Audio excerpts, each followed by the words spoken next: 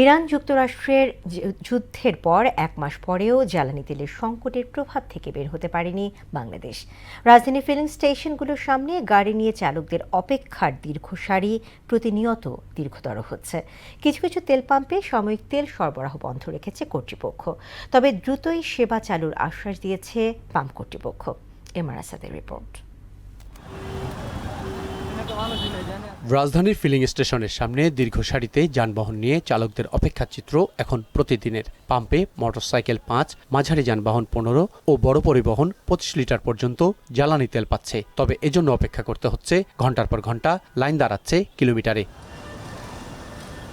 চালকেরা অভিযোগ করেন, কিছু ফিলিং স্টেশন তেল দেয়া বন্ধ রাখায় অন্য পাম্পগুলোতে চাপ বাড়ছে। যতগুলো তেলের পাম্প আছে সেখানে যদি তারা সবাই তেল দেয়, অর্থাৎ সময় মতো তেলটা দেয়, একটা নির্দিষ্ট সময়ও দেয়, তাহলেও আমাদের সেই ঘাটতিটা থাকে না এবং এখানে চাপটা পড়ে না। আপনি মিরপুরের দিকে যান, যে খালেক পাম্পি, এরা সবগুলো সব বন্ধ, যার ফলে সবাই এখানে এসে চাপ নিতে দিচ্ছে, যার ফলে আমাদের কোনো উপায় থাকছে না, আমরা সবাই এখানে দাঁড়াচ্ছি। আমাদের কাছে তেল নাই বলে সরকার তো বলতেছে তেল দিতে আছে।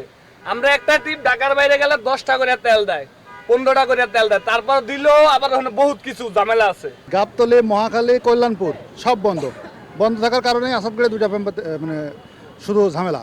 বন্ধ তেল পাম্পের বেশিরভাগ রয়েছে মিরপুর রোডের গাবতলী এলাকায়। তেল দেয়া বন্ধ রাখার কারণ হিসেবে সাপ্লাই না আসার কথা জানালেন স্টেশন ম্যানেজার। তেল আসছিল পরশুদিন রাতে আসার পরে পরশুদিন রাতে যতদূর সম্ভব আমরা দিয়েছি, তারপরের দিন সারাদিন দুপুর 2টা পর্যন্ত দিয়েছি। 2টার পরের থেকে আর তেল নাই, এখন পর্যন্ত তেল আসেনি, তবে আসবে, আশাবাদী আসবে ইনশাল্লাহ। আসলে আমরা আবার দিব। নতুন ট্যাঙ্কারে সাপ্লাই এলে পাম্প থেকে পুনরায় গ্রাহকের চাহিদা অনুসারে তেল দিতে পারবেন বলেও উল্লেখ করেন তারা। চিঠি এসেছিল, আমরা সাইনবোর্ডটা লাগাই দিয়েছি। এমআর আসাদ, মোহনা সংবাদ, ঢাকা।